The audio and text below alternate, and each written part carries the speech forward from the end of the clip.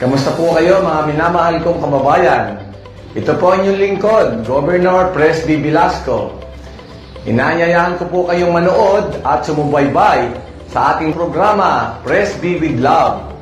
Kasama ko po dito si Speaker Lord Alan Velasco, dito sa Marinduque News Network, Lucky 7 Channel 3, Radyo Kamalindig at Radyo Natin Buwak. Atin pong tatalakayin at bibigyan linaw ang mga isyong napapanahon kaugnay po sa ating mahal na lalawigang Marinduque.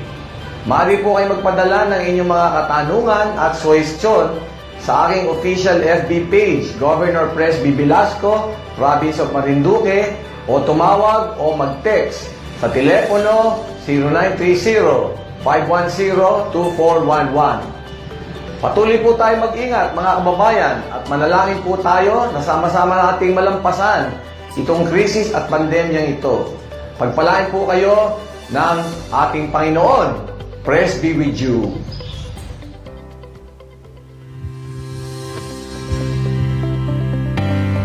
Magandang araw, Marinduque. Ako pong muli si Romeo Mataak Jr. ng Presidential Communications Operations Office, Philippine Information Agency. Mga kababayan, nandito na naman po tayo sa isa na namang episode ng Presby with Love, kung saan na ilalahad po ng ating butihing gobernador ang mga proyekto ng Kapitolyo. Gayon din tatalakayin ni Governor Presby ang mga napapanahong usapin na may kaugnayan sa pagpapaunlad, pagpapaganda, pagpapayabong ng ating pamahalaang panlalawigan. Ngayon tayo po ay sabayan ng sumasayang papawid sa DZNS FM 94.1 Radyo Kamalindig at Radyo Natin Buwak 105.7 FM at napapanood na rin po tayo sa inyong mga tahanan gamit po ang Marinduque News Network Lucky 7 Channel 3. Live at nakasimulcast na po tayo mga kababayan sa social media platform ng PIA Marinduque at sa official Facebook page ng Provincial Government, Governor Presby Velasco, Province of Marinduque.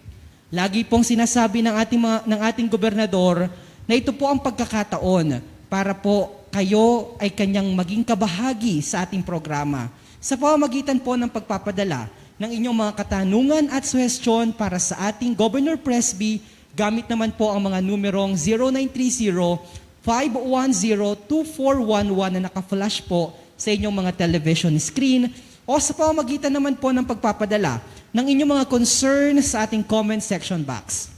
Mga kababayan, ibinibigay ko na po sa inyo ang ating butihing gobernador, Governor Presby Velasco. Isang mapagpalang araw po mga kababayan. Nandito na naman po ang ating Governor Presby sa ating programang Presby with Love. Of course, kasama po natin ang pinagmamalaki po natin na Speaker of the House of Representatives, number 4 pong pinakamataas na government official sa buong bansa. Of course, at naririnig niyo po at napapanood tayo dito sa Lucky 7 Channel 3 at doon sa mga taga-Binavista at ilang barangay sa Gasan ay naririnig po tayo dyan sa Radyo Kamalindig. At dito po sa Buwak, Radyo Natin Buwak.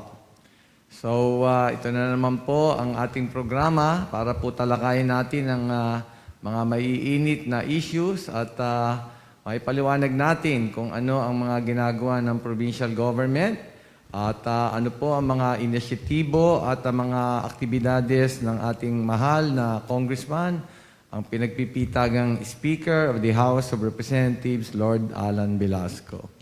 So, sumali po kayo, manood at makinig at marami po tayong mapapag-usapan ngayong gabi. Opo. At mamaya-maya po sa ikalawang bahagi ng ating programa, antabayanan po sa mga kapulisan po natin sapagkat makakapiling naman po natin mamaya ang atin pong bagong-bagong Provincial Director o ang Acting Provincial Director ng Marinduque Police Provincial Office na si Police Colonel Antonio Cleofe Bilon Jr. At Governor, napakasiksik, liglig at umaapaw po ang inyong mga ginawang pagtulong sa ating mga kababayan at napakarami niyo pong mga ginagawa po. Pero bago yan, tunghayan po muna natin ang update po sa ating COVID-19 sa lalawigan. Medyo tumataas pa rin po mga kababayan itong mga naahawa sa napaka-deadly na COVID-19 virus, more particularly po itong Delta variant. Ano po? Nung kahapon lang po ay 3,272 po yan. Ngayong araw po ay nakabuo po siya ng total na 3,299. Pero yan po naman ay simula pa noong Marso 2020, no po? At ang total active cases po natin ay 281. Pero kahapon lang po ay 301 lang yan. So bumaba po at magandang trend po yan. Sana po ay tuloy-tuloy na at maibaba po natin sa below 200 po. At maganda na pong pasimula yan. Baka malapit na po nating mapaganda ng gusto ang sitwasyon sa COVID-19. Ang breakdown po nitong active cases ay buwak po ay number 1 po na meron po silang 116 pero malaki po ang binaba niyan. Yung Gasan po ay 77, Buenavista at Torrijos po ay parehong 26, ang Mugpog po ay 25, ang Santa Cruz po ay 11. Makikita niyo po na dati ay Santa Cruz ay yung number 1, pero ngayon po ay konti na lang po yung kaso nila at mukhang epektibo na po yung mga ginagawa natin dyan sa Santa Cruz. Nandyan din po kasi yung sa Tamayo, yung ating TTMF. At the same time po ay nandyan po yung Santa Cruz District Hospital. At yung mga sinamang palad po ay umabot po sa 148. Pero ganito po nangyayari, mga kababayan, kahit po ang reported ay 3,299, medyo meron po kaming issue na baka po hindi na i-report lahat yung mga nahahawa. Kasi nga po yung ating mga kababayan ay hindi po nagsasabi pag may simptomas at minsan po ay sinamang palad at pumanaw, hindi na po malaman ngayon kung nahawa ng COVID o hindi. At marami po sa ating mga kababayan ang hindi pa rin pinapaalam yung mga nararamdaman po na sakit. Kaya nga po hinihiling natin sa ating mga kababayan, paulit-ulit po tayo nito at yan po ay sinasabi natin sa lahat po ng ating mga dialogo o mga okasyon na dapat ay nire-report po yung simptomas para po itong ating mga kababayan ay matignan ng doktor, ma-testing, at maagapan po yung hahawahan, lalo na po sa bahay. Of course, alam po natin itong mga variants of concern na talaga po namang itong dahilan bakit sumipa. Alam niyo po nung Mayo ay mga 390 lang ang total natin. Ngayon ay 3,299. At ang pinakamarami po talagang naitala na paghawa ng isang variant ay yung Delta variant pa rin. Na meron po tayong 56 na kaso. Yung Beta variant na galing po sa South Africa ay 22. At Alpha po galing sa England ay 6. Yung Theta po ay 2 lang. So doon naman po sa pagbabakuna ay marami naman po tayong nakakuha na pong bakuna dahil po sa sipag ni atong ating Speaker Lord Alan Velasco at of course katulang naman po ang ating Governor Presby Velasco. Nakakuha na po tayo ng total na 125,580 doses. Ano po? Sinovac po ay 92,000 doses. AstraZeneca po ay 12,000. Sinopharm ay 10,000. Janssen po ay 9,000. Pfizer po, nakakakuha na po tayo, 2,340. Alam niyo po, talaga pong inaapuran natin ang pagkuha ng mga bakuna at ang gusto po namin ni Speaker ay mabakunahan na po lahat itong mga ating mga kababayan dito sa Marinduque para po talagang mapigil ng maganda itong paghawahan.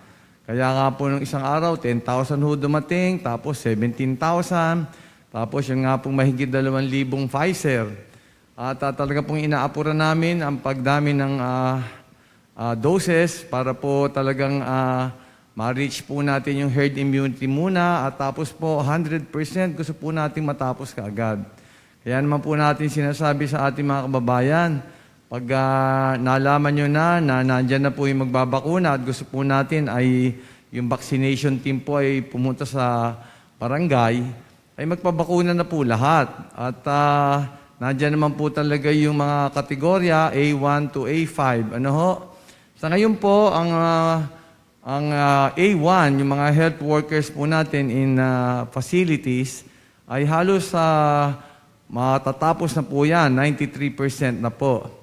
Ang concern po natin ay itong mga senior citizens at mga around 40% pa lang ho ang nababakunahan. So marami pa po. At sinasabi po natin sa ating mga katribo, mga senior citizens, ano ho, na yung pong pumapanaw ay halos 90% po ang unvaccinated, no? Yung hindi nababakunahan. At 70% po noon ay senior citizens. No? So, marami pa po tayong babakunahan at siguro mga 14,000 pa na senior citizens. Yung may comorbidities po, yung A3, halos mataas na po ang bakunahan dyan, 87%. Pero yung mga natitira pa po ay babakunan na kaagad. Dito naman po sa essential workers, kasama po yung mga uniform personnel, nakaka 30%. Ano ho? Pero yung 70%, magpabakuna na rin mabilis. At yung A5 po, yung indigent citizens, ay mga 41,000 ho yan, pero 2% pa lang ho ang nababakunahan. So, kailangan po tayo magpabakuna kaagad. Yan lamang ang ating proteksyon na maganda. So, mga kababayan, pag dumating nga po yung mga vaccinators, pabakuna kaagad. O pag nagpa-anusyo po yung mga rural health units sa bawat bayan, magpabakuna na po tayo agad. Atin pong abutin kaagad ng herd immunity na 169,000. At maging 100% na rin po tayo at maging COVID-free na po tayo kaagad. Yun po ang sitwasyon natin sa vaccination at sa COVID. Okay. Governor, pagdating naman po dito, iwanan po muna natin yung usaping COVID dahil tuloy-tuloy po ang pag-arangkada naman ng mga biyaya at benepisyo na pinagkakaloob nyo po sa ating mga kababayan. Ano na po ang update para po sa ating PGM Loan Assistance Venture All Love Program? Yan po ay ating binibigyan ng diin dahil yan po ang tulong natin sa ating mga kababayan nitong panahon ng pandemya. Kaya po yung love loan po natin ay talaga po nating pinagsisipagan ay halos 8,200 na po ang nabigyan po niyan at patuloy pa po kami nag-u-orient. Ano ho? Yung total oriented individuals po ay halos 12,000 na at nire-ready na rin po yung pag-release ng mga payment. Ang nai-release po naming cheque at cash ay halos 35 million na po. So, meron pa po naman kaming pondo na mga 28 million. Kaya po sinasabi po natin sa mga kababayan, mag-avail po kayo at halos wala namang pong interest. Malaking tulong po sa hanap buhay at sa negosyo. At yun nga po naman, kung gusto malaki-laking kapital, nandiyan po yung Presby Cares, no po? At nakakakuha po mga 50,000, 100,000, 150,000 para po doon sa mga nagninegosyo. So yan po ang ating tulong at alam po natin na medyo kahirapan po ang kapital, kaya po nakatutok tayo sa mga naghahanap buhay at doon po sa mga nagninegosyo. Opo. Pagdating din po dito dahil nakita ko po, Governor, continuous din po yung mga pinapamahagi niyo po doon sa mga nasalanta po ng bagyo, ito yung tinatawag po natin na calamity assistance. Ano po, Governor, at sino-sino na po ang mga nakatanggap po nito na mga barangay at mga benepisyaryo? Well, kamo nga po ay nung nagkaroon po tayo ng mga bagyo ay sumigasig po tayo mga kababayan na makakuha ng mga malalaking pondo na para sa calamity assistance. Kaya po nag-umpisa na naman ang pagbibigay po nitong Lunes. At incidentally, nung Lunes nga pala po ay karawan ng aking may bahay, si Mayor Lorna Quinto Velasco. All the best to you, honey, on your birthday. At nagpakain siya ng konti. Pero at the same time po ay namigay po kami kasama po si Mayor Lorna Quinto Velasco ng mga calamity assistance po sa Tigwi. Mga 158 beneficiaries po yan. Sa Makawayan, 68. Dampulan po, mga 21. Sa poblasyon po, 117. At yung nakuha po namin mga modular tents at kasama na po dyan yung dinonate ni Speaker Lord Alan Velasco. Namigay po kami sa 25 barangay sa Torrijos. Noong October 12 naman po ay namigay din po kami sa Kagpo ng 23, sa Kabuyo po 242, Puktoy po ay 40, sa Marlanga po ay 148. Tapos po ay namigay din po kami ng mga tulong fertilizer at nakapagbigay po tayo ng 104 beneficiaries. Yung distribution din po ng hook and line dito po sa ating maliliit na mangingisda ay nakapagbigay po tayo ng mga mahigit 40 po na beneficiaryo at nakakatuwa po. Tinatanong ko sa kanila kung maganda naman ang nahuhuli ay maganda na daw ang huli at kumikita sila na maganda. Namigay din po kami ng mga corn seeds at yan po ay sa tulong po ng Department of Agriculture, nagbigay po tayo sa 28 farmer associations. At nagbigay din po kami ng mga squash seeds o yung sa kalabasa. Mga 35 beneficiaries po yan. At ngayong araw po ay namigay po ng rice fertilizer. Diyan po sa Mugpog, mga 5 o 6 pong mga barangay po yan. Mga 60 pong beneficiaries. So, ang sabi nga po natin sa ating mga kababayan, patuloy po ang pinabibigay nating mga ayuda at tulong dito sa ating mga kababayan sa 6 na bayan. At alam po natin na mahirap po ang buhay ngayon, kaya po hindi tayo tumitigil na matulungan po ang ating mga kababayan. Opo. Governor, ito naman pong pagdating po sa ating nilabas na Executive Order number 34-2021 entitled Regulating the Outside Shipment of Hogs, Pigs, and or Pork Meat from the Province of Marinduque. Ano-ano po ba yung mga nais nating ipaabot at ipabatid doon po sa mga nagbibenta, nag-aalaga, nagbabiyahe ng atin pong mga baboy at noong mga karne ng baboy? Well, nag-meeting nga po kami ng mga sektor dito sa hog industry at napag-usapan po yung paano aayusin yung presyo. Alam niyo po, yung nag-issue ng farm gate price at price ceiling ay ang Sangguniang Panlalawigan at yung farm gate price po dati ay 170 per kilo sa white breed, 150 doon po sa mix at 130 po dito sa ating native pigs. So, nagkaroon po ng mga developments at ang ating government po ay nag-import ng karne ng baboy. Kaya po biglang bumagsak yung presyo ng white breed, no? At saka yung half-half na tinatawag nila. So, bumaba po yung binibili. Yung presyong binibili dito sa ating mga nagpapalaki ng baboy, kaya po nagkaroon po ng problema sa pagbibenta yung ibang nagpapalaki. At ang magandang development lang po ay yung native pigs naman na tumaas ang presyo, ay ang bilihan po ay 160 to 200 po dito sa Metro Manila. So wala ho naging problema dito sa native pig at dahil nga po tumaas pa nga yung presyo na binibili sa kanila yung native pig.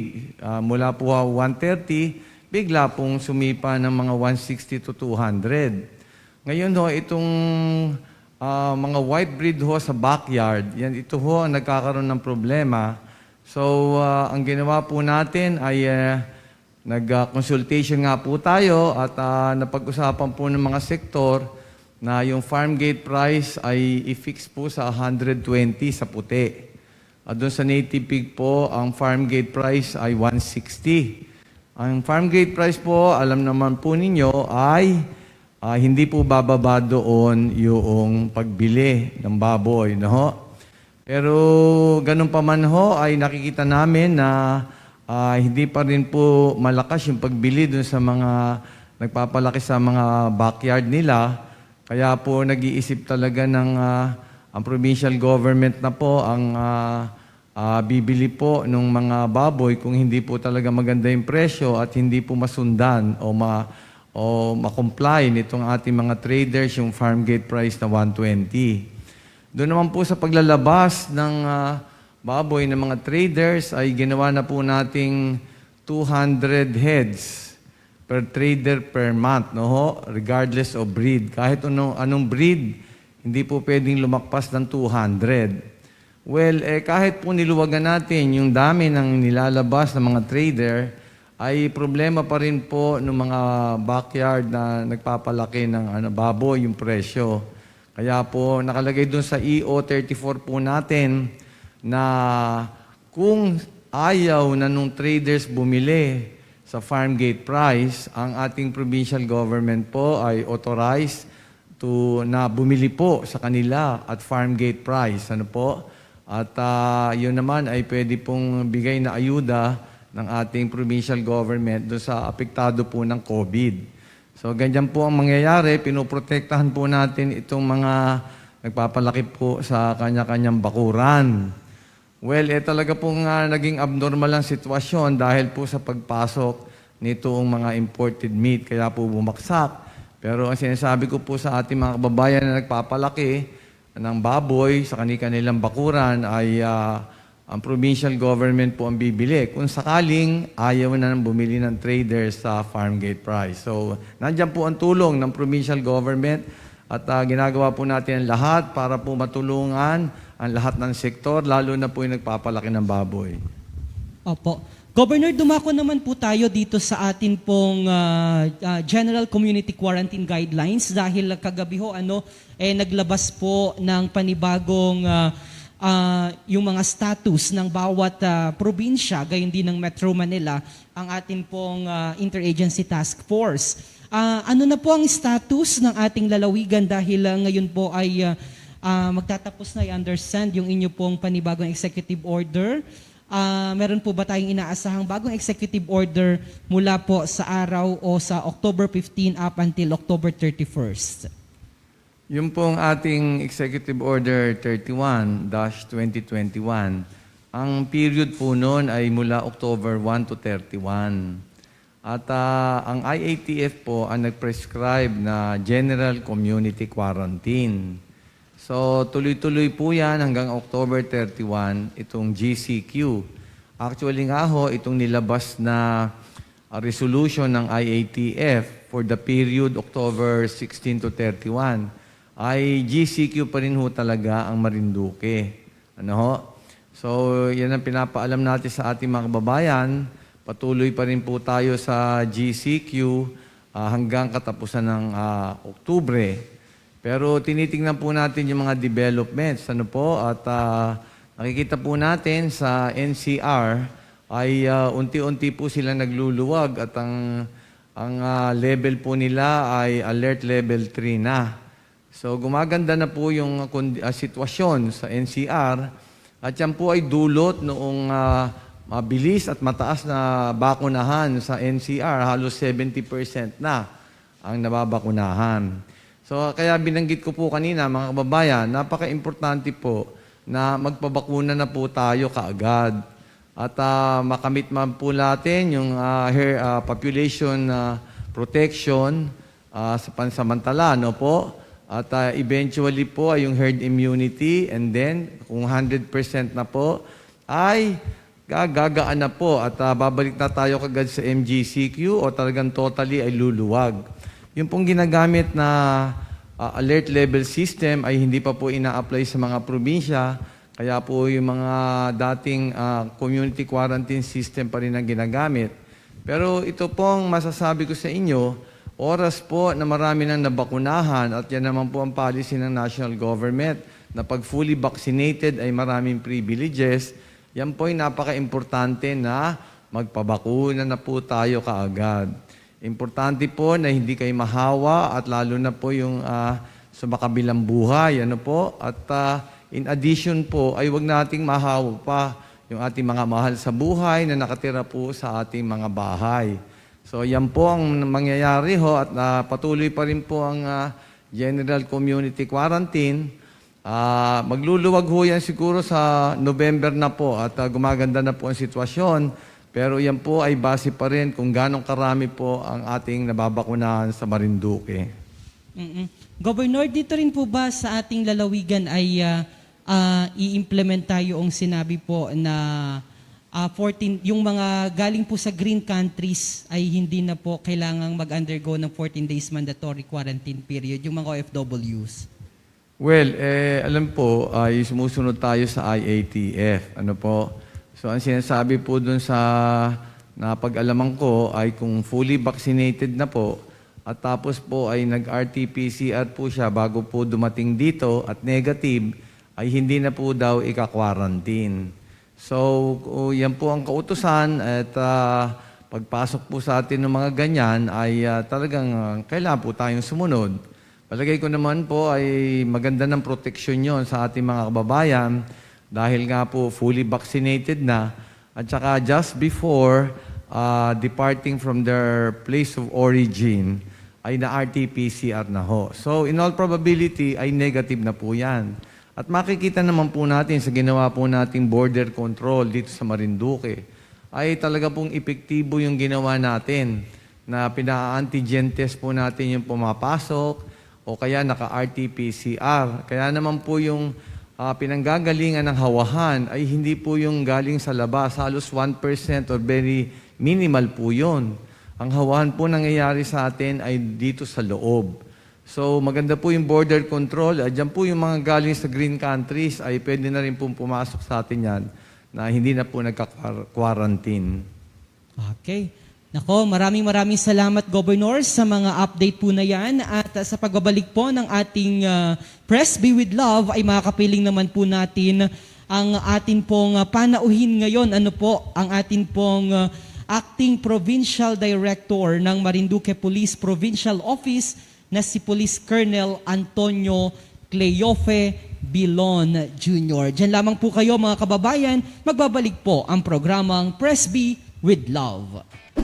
Dahil bakunado ka, aba panalo yan! Sali na sa Bakunado Panalo Raffle. 3 million worth of cash prizes ang ipamimigay. Basta't bakunado ng COVID-19 vaccine, may chance kang manalo ng 1 million pesos sa grand draw at isa sa 100 winners sa monthly draw. How to join Bakunado Panalo? Step 1. Register for free. Text RESBACUNAREG, space name, /age, /address at isend sa 8933. Step 2. I-text ang vaccine details. Text RESBACUNA, space, first letter ng vaccine brand, /pangilang dose, /LGU, /petsa ng bakuna, at isend sa 8933. Piso lang kada send.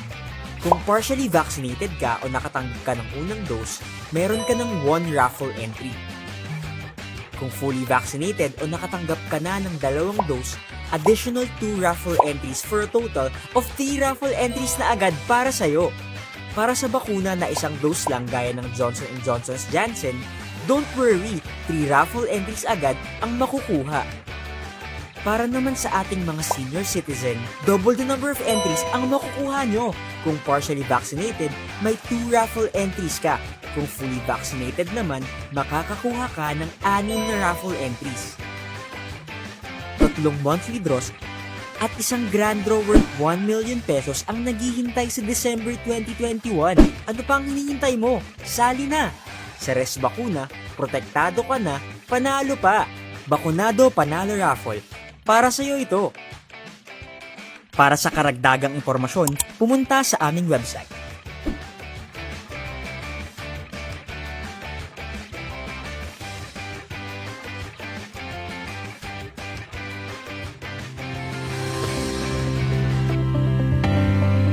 At muli po tayong nagbabalik sa ating pong napakahalaga at napakagandang programang Press B with Love, kung saan nakakapiling nga po natin ang ating butihing Governor Press B. Velasco at Speaker Lord Alan Velasco. Mga kababayan, kagaya po ng aming sinabi kanina, sa pagkakataon pong ito ay makakapiling naman natin dito sa ating programa ang bagong-bagong Acting Provincial Director ng Marinduque Police Provincial Office, si Police Colonel Antonio Cleofe Bilon Jr. Colonel PD, welcome po sa ating programa. Welcome po sa Marinduque. Magandang araw po sa inyong lahat at sa mga nakikinig at nanonood sa ating programa. Siguro magandang pagkakataon din, PD, para batiin po natin ang ating mga masisipag na kapulisan sa buong probinsya. Ganon din po sa aking mga kasamahan, mga pulisan po sa buong probinsya ng Marinduque. Magandang araw din po. Opo. PD, kailan lamang po kayo nag-assume as aming bagong provincial director ng Marinduque PPO? Ako po ay nag-assume noong October 6. Nung hapon po yung turnover, dumalo po ang ating mahal na governor at ang aming pong regional director. Opo. Since ito po ba yung unang pagkakataon na kayo po ay nagawi o na-assign o nabigyan ho ng task o ng assignment dito po sa lalawigan ng Marinduque? First time po ito. In fact, this is the first time na na-visit ko po at napasala napunta ng Marinduque. Dati po akong na-assign ng Occidental Mindoro way back in 1999 to 2002. Opo. Siguro, PD, nais ng ating mga kababayan na malaman, sino nga po ba si Provincial Director Antonio Cleofe Bilon Jr.? Kayo na po ang magpresenta ng inyong credentials sa ating mga kababayan, PD. Ako po ay isang Bicolano, taga-Albay. Lumaki po ako sa Legazpi City, isang simpleng tao. Nagtapos po ng kursong EB Political Science sa Bicol University in 1996. Ako po ay nangarap na magpare at maging isang sundalo. Kinalaunan po ay naging isang pulis, pumasok ng serbisyo. In 1996 po bilang isang police officer 1 o patrolman. Naswertehan po, nakapasok po ako ng academy and I graduated in 1999. As a member of the Tanglawlay class of 1999, produkto po ng Philippine National Police Academy. And then po, from there on, ako po ay na-assign ng Occidental Mindoro nung ang Region 4 po ay hindi pa nahahati ng Mimaropa at Calabarzon. In 2002, ako po ay nalipat ng National Headquarters sa Camp Crame. Then, in 2020, ako pa ay last year napunta ng Region 12 sa Soc Sargent. But prior to my assignment in Region 12, habang ako po ay nasa Camp Crame Headquarters, ako po ay na-assign din ng United Nations Peacekeeping, representing our country po sa tatlong peacekeeping operations. In 2005 na sa Liberia, Africa po, 1 year and a half ako doon. In 2007, after 10 months, pagkabalik sa Pilipinas, na deploy po ako in East Timor, 1 year and a half din uli. And in 2015, sa Haiti po, 1 year po ako doon. Lahat po yun, kung i-total natin ay 4 na taon. And then, 2 taon din po ako nag-aral sa Armed Forces of the Philippines or the Department of National Defense. Graduate po ako ng Masters in National Security Administration in 2013 at in 2018, ako po ay nag-aral ng General Staff College sa Armed Forces of the Philippines. So yun po bali ang aking assignment prior to my posting po sa Region 12. Sa Region 12 naman po ako ay naging Regional Staff Officer and at the same time na Force Commander po ng buong Region 12 bago po napadpad dito na-assign po dito sa Marinduque. Okay. PD, kanina ho sa ating pagkukwentuhan, ano po, ay nabanggit nyo na nanggaling din po kayo sa Occidental, sa Mindoro, ano po. Ito po ba ay, kumusta po yung naging, gaano po kayo katagal bilang director din po ba kayo doon, PD, sa Mindoro? Sa Occidental Mindoro po ako ay na-assign in 1999 bilang batang-batang inspector or ngayon po ay police lieutenant. Na assign po ako sa maneuver companies po kung tawagin po ngayon ay PMFC, Police Maneuver Force Company. Naghepe po ako ng Kalintaan, Municipality of Kalintaan, at naghepe rin po ako nung capital town ng Occidental Mindoro, sa Mamburao po. Tapos na-assign din po ako sa provincial office as staff officer. Okay. Sige, PD. Maraming salamat sa pagbahagi po ng maikli mong talambuhay sa ating mga kababayan. Ano po? Kumusta naman po ba ang peace and order situation sa atin pong lalawigan? Dito po sa ating lalawigan, relatively peaceful naman po ang ating peace and order. In fact po ay yung ating pong crime situation po rito, yung crime rates po natin ay bumaba. Malaki pong binaba nito kumpara sa nakaraang taon ng January to September 2020. Kung aking pong titinan ang ating datos, ang Marinduque PPO po nung nakaraang taon ay nakarecord ng 537 crime incidents from January to September 2020. While a total of 341 crime incidents po sa taon na ito from January to September. So kung makikita po natin, there was a decrease po ng 196 na crime incidents, or this is equivalent to 37% in total crime volume. Ang binaba niya po. So yung ating pong average monthly crime rate also decreased to 8. Dati po ito ay 23, sa ngayon po ay 15 na lang, or this is equivalent to 35%.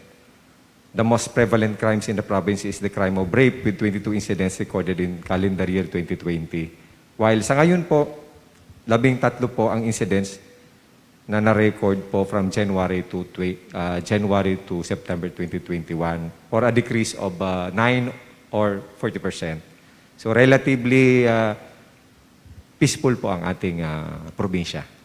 Governor, may nais po kayong iparating, ipaabot kay PD? Welcome po, Colonel Bilon, sa ating lalawigan, at kami po ay natutuwa na kayo po ay na-assign dito, at napakaganda po ng inyong background at exposure kahit po sa ibang bansa. Nabanggit niyo po yung rape, at ang aking pong tinututukan ay itong incest rape na nagkakaroon po ng mga ganyang krimen sa iba't ibang barangay.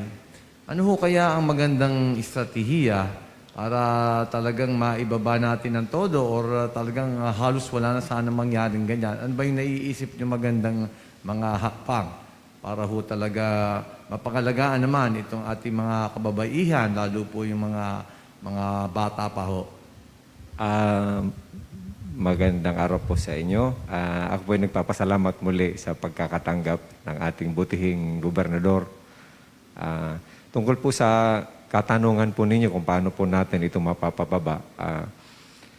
Siguro po itong pagtaas ng insidente ng rape, kadalasan po ito ay incest nga po, ay ang nakikita ko po rito ay ating pagpapaigting po ng mga programa, lalo-lalo na po sa level ng barangay natin, na para po ma-educate at madalaw madalas, lalo-lalo na po yung mga pamilya na nasa malalayong lugar, na sila po ay madalaw madalas at ma-educate po sila sa mga batas o sa mga ipinagbabawal nga po, at para po maiwasan ang mga bagay na ito. At maganda po siguro dito ay yung pong sila po ay ma-inform at mabantayan ng maayos. Titinan po natin doon yung kung sinasabi nga po sa amin sa kapulisan, yung time clock, yung kung saan po madalas mangyari, at para po maiwasan na nga po. Doon po dapat mag-focus yung ating kapulisan at ating pong mga barangay officials o mga partners po sa pagpapatupad ng batas. Apo. Pagdating naman po, PD, sa usapin ng droga, dahil ang atin pong lalawigan ay isa sa drug-cleared provinces across the country, Ano po ang update ng drug-related cases sa probinsya? Meron po ba kayong natala sa mga nakalipas po na mga buwan o linggo? Tungkol naman po sa drug-related cases, ano po, wala po tayong naitala na drug-related cases sa ating lalawigan. Ngunit ang ating kapulisan po ay may mga naaresto ng mga individual na sangkot po sa pagbibenta at paggamit ng illegal na droga. Sa katunayan po nito, nakapagtala po tayo ngayong taon ng 7 kaso ng violation of RA 9165 na ating pong nahuli sa pamamagitan ng bypass operations. Subalit kung ating pong itatanong kung may mga insidente po na ang dahilan po ay ang paggamit ng illegal na droga, ay wala po tayo na itala. Opo. Nagtatanong po yung ating mga kababayan, dahil tayo nga po ay drug cleared province, kapag po ba may mga, halimbawa, may mga buy-bust operation, na ginawa po ang kapulisan, automatic po ba, halimbawa, may nahuli po na mga nagbibenta ng illegal na droga sa lalawigan, dahil meron po tayong mga reported cases, I understand na mga buy-bust operation, successful buy-bust operation na ginawa po ng ating Mugpog and Buwak PNP po, PD. Automatic po ba o nagiging sagabal o magiging dahilan po ba yon para maalis tayo bilang drug-cleared province? Sa aking pong pananaw, kung titingnan po kasi natin yung statistics, last year po sa panahon ng January to September, ang nai-record po natin na mga operasyon laban sa illegal na droga ay 5 po. Sa ngayon naman po, sa parehong panahon, sa ngayong taon po ay 7. Pero kung titingnan po natin, itong mga operasyon na ito po ay pinapaigting lang po ng ating kapulisan ang paglaban sa illegal na droga. Gawa po ng hindi po ito, kung titingnan po natin, na ito po ay napaka-minimal na statistics kung ikukumpara po natin sa ibang areas or provinces. Kung ma-imagine po natin. Sa tingin ko naman po ito ay hindi pwedeng maka-apekto sa ating status, sa status po ng probinsya bilang isang drug-cleared province na declare po ito noong 2019. Para po sa akin, napakababaw po ito. At yung aming po mga police operations na ito ay, kung mapapansin po natin, out of the 7, 3 po dito yung mga small quantities po ito. 3 po sa out of the 7 na recorded po natin na police operation, bypass operation. 3 po ay sa alleged to be or believed to be marijuana. At yung 4 po ay believed to be shabu. At kung ikukumpara po natin ito sa ibang probinsya, ito po ay malayong-malayo talaga. Napakababa po ng ating statistics. Kaya po sa tingin ko po hindi pa kaka-apekto sa ating status as a drug-cleared province. Governor? Colonel, alam po nyo na ang ating lalawigan ay kilala rin na insurgency-free province. At yung kombinasyon na yan, insurgency-free at drug-cleared province, ay napakaganda po niyan para sa isang lalawigan. At yan po ay maipagmamalaki natin sa ating mga magiging local at foreign tourists at yun po ng ating pong iniimbita ng mga investor. Ano ba ho ang masasabi nyo dito sa inyong coordination at collaboration sa ating army dito at ng PNP? At alam ko naman po yung army natin ay hindi naman masyadong karamihan at ang gusto ko rin malaman ay sufficiente ba yung dami ng ating kapulisan din sa kanilang tungkulin na mapanatili ang peace and order. Pero yun muna ho, sa insurgency-free status natin, alam po natin napapagitan tayo ng 2 lalawigan na meron pong mga taong bundok. Anong magandang collaboration or coordination nyo sa Army na naka-assign dito?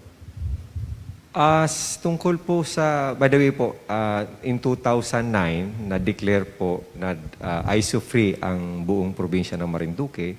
And this was again given and the province was again cited as ISO-free in 2019.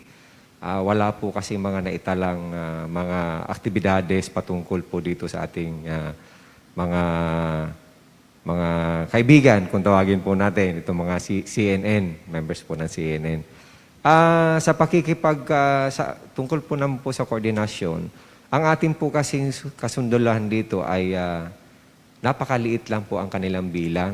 In fact po, kung hindi po ako nagkakamali, lumalabas po na 2 lang po ang regular na miyembro po ng ating Philippine Army at the rest po ay Kapgu.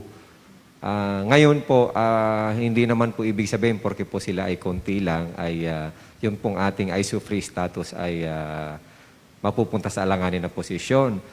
Marami rin po dito sa atin, ang ating mga partners, marami po tayong, kung tawagin po natin, ay yung mga grupo ng community natin, yung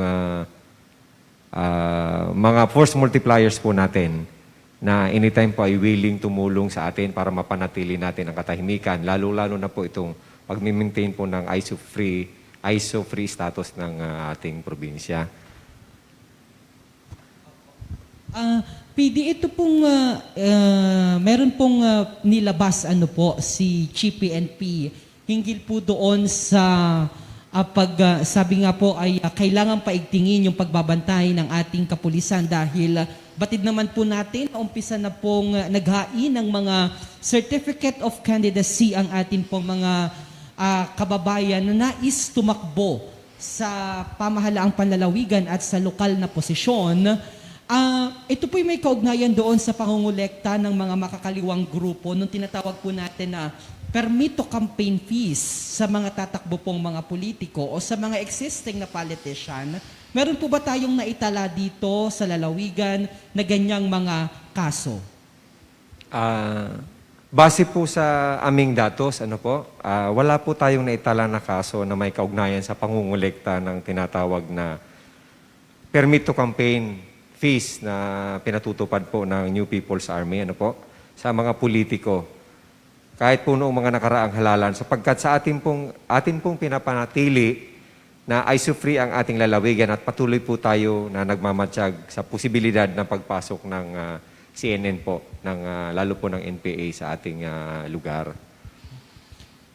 PD, at kung sakali po dumating yung pagkakataon, wag naman sana na meron hong mga ganyang mga pangyayari at makasumpong o masumpungan yung ating mga kakandidatong politiko o yung mga kakandidatong mga individual para po sa nalalapit na eleksyon 2022, saan at papaano po dapat nila ito i-report sa inyo, PD? Sa mga ganyan po kasi, kung hindi pa ako nagkakamali, dito po kasi sa atin bilang isang ISO-free, kami po ay naniniwala at yung aming Intel community na wala po talaga sila dito. Ngayon po, may mga tao po na nagtitake advantage, lalo na po ngayon, malapit ang eleksyon. Yun ho bang mga tao na nagtitext na nagpapanggap po sila na sila daw po ay NPA, na sila po ay ganito, nangangailangan ng pera. Marami po yan. Yan pong modus operandi na yan na hindi lang po dito nangyayari or nangyayari po yan karamihan sa mga probinsya po. So dito po, nakarinig na rin po ako nung pagdating ko. Nakarinig na rin po ako ng ganyan mga instances na hindi nga lang po hindi lang po politician ang kanilang tinitext. Even po yung mga simpleng mamamayan natin, yung pong negosyante, yung pag-i-extort po. Ito po. Ngayon sa mga ganyang pagkakataon po, pwede po kayo anytime po sa aming hotline sa bawat police station. Lahat po naman ng municipal police station ay mayroong hotline numbers. At sa akin naman po, sa aming pong opisina, mayroon din po kaming mga bagong numero. In fact po, na ito po ay na-mention ko na po sa ating mahal na gobernador. In a few days po, ako po ay magpapaskil ng mga tarpaulin sa buong lalawigan ng probinsya upang po makita po nila yung bagong numero na kung sila po ay nag-aalangan, mag-report ng kahit anong krimen, to include nga po itong sinasabing pagte-text or pag-extort sa ating mga kababayan, pwede po silang mag-text directly sa numero na yon Ito po, tarpaulin na ito ay ikakalat po namin sa buong probinsya ng Marinduque. Kung saan po maraming tao, sa palengke, sa simbahan, sa daanan po sa mga terminal po natin. Makikita nyo po ito. In a few days po, makikita nyo po siya. Colonel, maganda yung sinabi mo na alam po natin na importante yung information at yan po ay yung dating yung mga importanteng mga information nga para sa pag-solve ng mga krimen. Ano yung nakikita mong role ng ating mga miyembro sa community at dito sa mga barangay officials din para makatulong dyan sa pag-prevent ng commission ng mga crimes? Ano mga estratehiya yung naiisip mo dyan? May mangilan-ngilan po akong nakikita na magsusut o mag-fit po sa ating lalawigan. Kasi ito naman pong ating lalawigan, sir, ay talaga naman pong mga peace-loving people or residents po sila. Ang kailangan lang po siguro dito ay ma-empower po natin sila aside na magiging responsableng mamamayan. I-open din po namin yung aming pintuan through, ito na nga po ang uso ngayon, yung social media. Ano po? So, marami po tayong advocacy groups. Ang plano ko po dito ay, kasi po na-organize na po yung mga advocacy groups natin. Ano po? Ang plano po namin ay immobilize na po sila para po magkaroon po sila ng yung sinatawag po nating tangible na activities na maging katuwang po talaga namin sila sa pagpapanatili ng katahimikan dito sa ating probinsya. Ano po? Napakarami po ng ating mga kababayan, mga taga Marinduque po na willing talaga po tumulong sa PNP. Kasi po, yun nga po, tahimik. Ang challenge na lang po kasi dito, sir, ay yung mapanatili or masustain ang katahimikan. Sabi ko nga po, kung tayo po sa ngayon ay number 2 all over the country, baka po makuha natin yung number 1. Ito po yung status po ng safest and most peaceful province sa buong Pilipinas po, sa buong bansa. Ito po ay hindi natin makakamit kung ang PNP lang po, ang Marinduque Police Provincial Office ang mag-isa magtatrabaho. Ano po?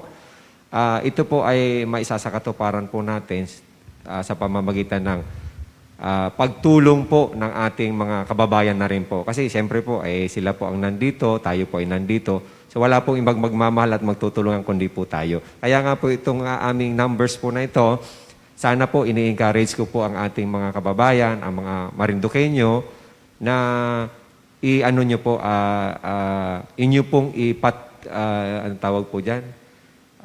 Gamitin nyo po ito kasi itong dalawang numero na ito, isang globe saka isang smart number. Pwede ko po bang sabihin, sir, yung number na yon? Pwede ko po bang sabihin? Opo. Ito po yung numbers, ano po, for direct messaging, hindi ko po kayo tatanungin kung anong pangalan nyo, ano po. Anonymous text messages po ay welcome po sa number na to. Ito po ang globe number, 0956-7901-862. Ulitin ko po, 0956-7901-862. Globe number po ito. At yung isa naman po, 0968-7149-673. Ulitin ko po, 0968-7149-673. Smart number naman po ito. Ito po yung ilalagay namin sa tarpaulin. Direct numbers ko po ito. Ako po may hawak mismo nito. Ako, magandang puntos po yan para agad-agad ho ay maiparating at maipho ng ating mga kababayan ng kanilang mga concerns sa ating pong provincial director. Unless meron pa po kayong katanungan, Governor.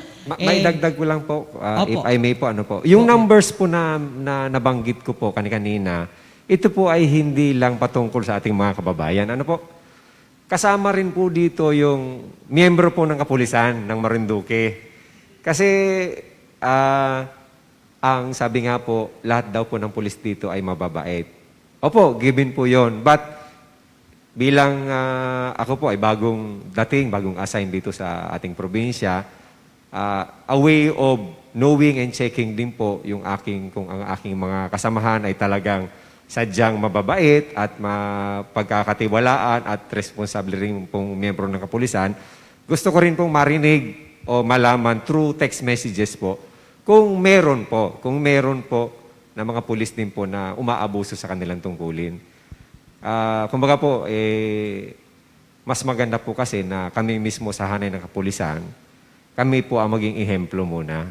Mahirap po kasi na if we will not walk our talks, ano po, hindi po kayo maniwala sa amin kung may mangilan-ngilan pong miyembro ng PNP, Marinduque Police Provincial Office, lalong-lalo po yung mga nasa istasyon na medyo, alam nyo na po, part po ng ICP, Internal Cleansing Program ng aming mahal na Chief PNP, na linisin po ang buong PNP ng mga miyembro na yung sinatawag po na medyo naliligaw ng landas.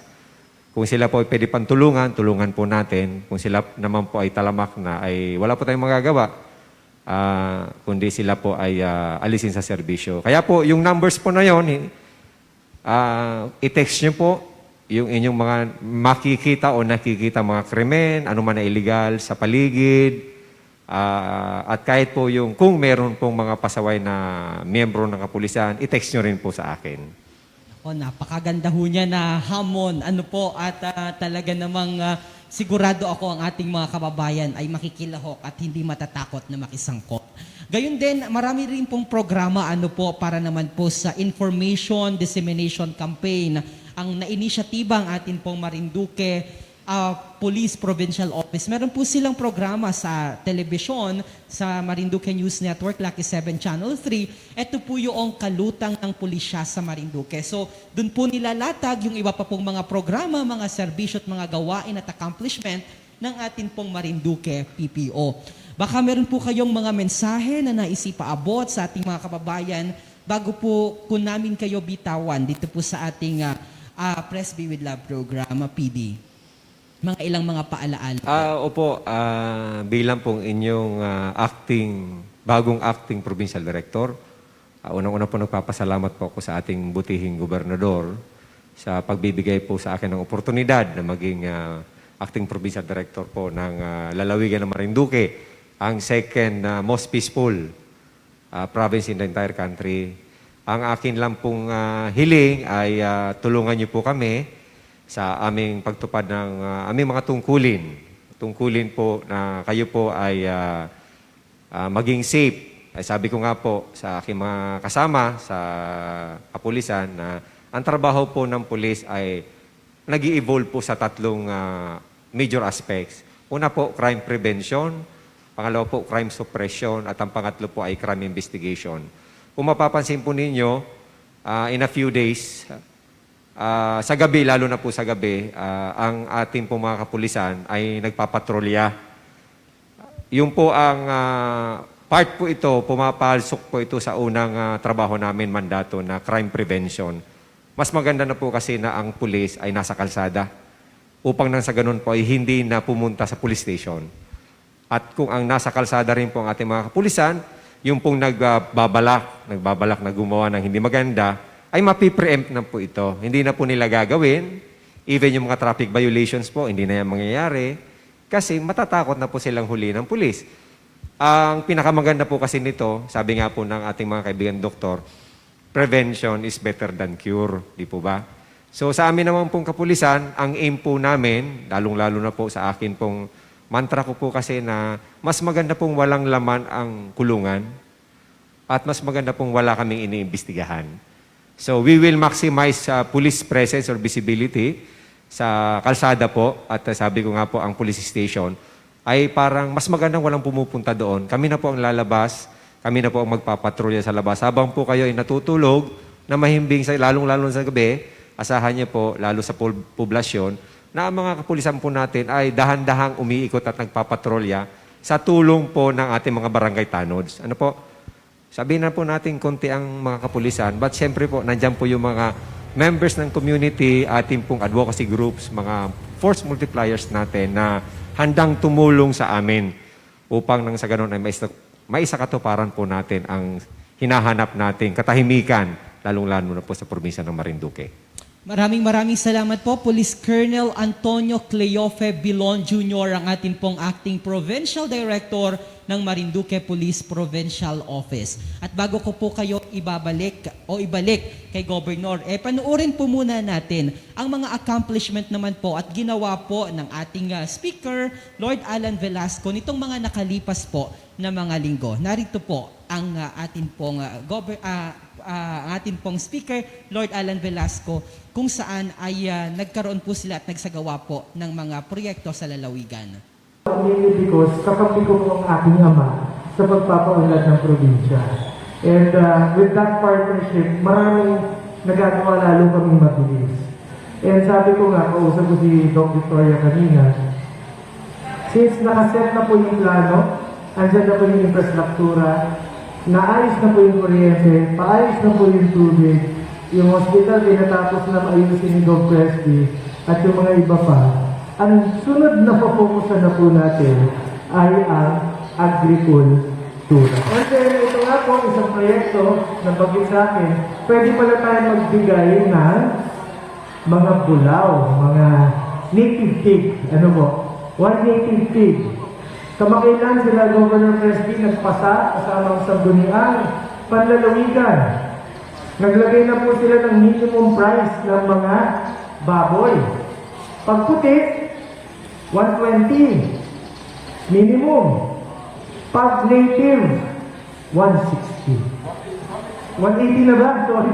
180 ang minimum presyo ng native pig. Kaya napakaganda ang labanan sa pag-alaga ng native pig. And bakit natin binibigyan ng halaga ang native pig?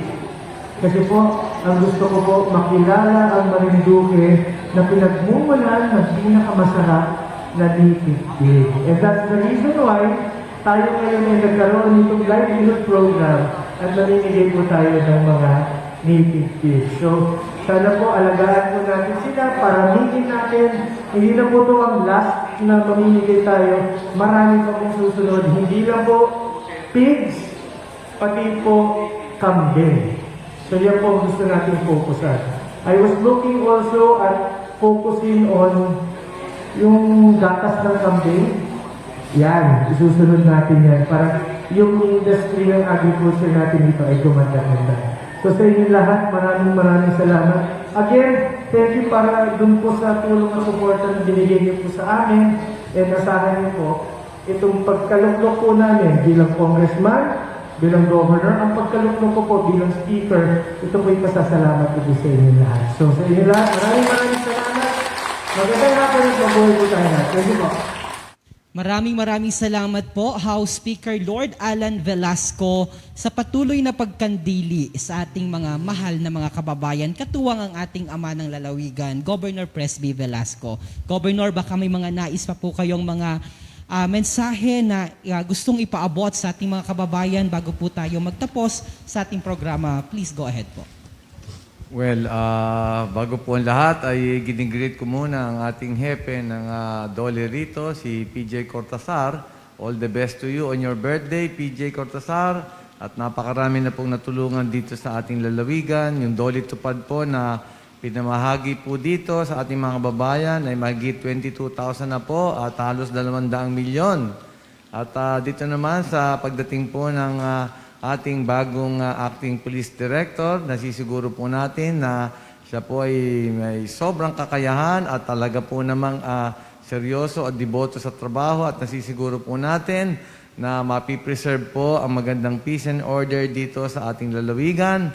At palagay ko po sa aming tulungan at sa tulong po ng mga municipal governments at barangay governments, baka po natin maatim lang po yung #1 safest province in the Philippines. At sa inyo pong lahat, mga kababayan, paalala po ulit, pag dumating po yung vaccination team, magpabakuna na po. Tayo po, ang goal po namin ni Speaker, 100% po na bakunado tayo para maging COVID-19 free. Yun lang po, mag-ingat sa COVID-19 at palain po kayo ng Panginoon Diyos. Okay. Happy birthday po, PD Cortazar. Governor, yung isa po namin kasama na junior correspondent sa Marinduque News ay nagadiwang din po ng kaarawan. Siyang nakatutok ngayon sa TV. Gusto daw po magpabati din po sa inyo. Okay, on behalf of the grateful Marinduqueños, binabati po natin si Jopit Lumagbas, junior correspondent po ng Marinduque News Network, na isang napaka-significant at full of blessings na birthday. Patuloy mo ang inyong magandang pagserbisyo sa ating mga babayan at kami po ay talaga nagpapasalamat sa iyo. God bless you always. Thank you so much po, Governor Presby, sa napakamahalagang mga impormasyon at natapos na naman po ang ating Presby with Love kung saan ay narinig nyo na naman po ang mga mahalagang update mula po sa Kapitolyo. Sabi nga po ni Governor Presby at ni Speaker Lord Alan Velasco, karangalan po nila ang kayo'y paglingkuran. Ako po muli si Romeo Mataak Jr. at magkakitaan po tayo sa darating po na Huwebes sa kaparehas na oras sa Timpilan. Maraming salamat po sa ating pong consultant dito and congratulations dahil sa kanyang panibagong gampanin na iniatang sa kanya ng ating mahal na governor, si Mr. Blair Di Maano. Gayun din si Tita Arlene at sa office po ng Congressional District ni Congressman Velasco. Magandang araw po sa inyong lahat. God bless everyone. Mabuhay po ang Marinduqueño saan mang panig ng mundo.